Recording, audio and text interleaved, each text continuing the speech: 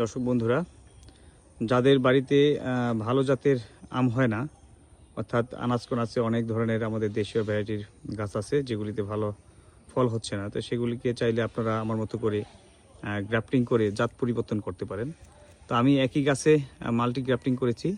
দেখুন, এখানে একই গাছে আমার প্রায় 11টা জাত স্থাপন করেছি। এখানে 3টা, এখানে একটা, 4টা, আর এদিকে আছে 3টা, 4টা, 5টা, আর 5 আর হচ্ছে 4, 9, আর এদিকে আছে আরও 2টা। দেখুন 11টা। আর এখানে নতুন যে কুশি আছে এগুলিতে আমি আরও 2টা জাত স্থাপন করব, সেগুলি আপনাদেরকে পরবর্তী ভিডিওর মাধ্যমে দেখিয়ে দিব।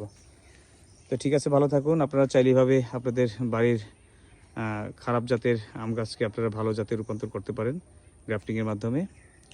তো ভিডিওটা কেমন লাগলো কমেন্টে জানাবেন।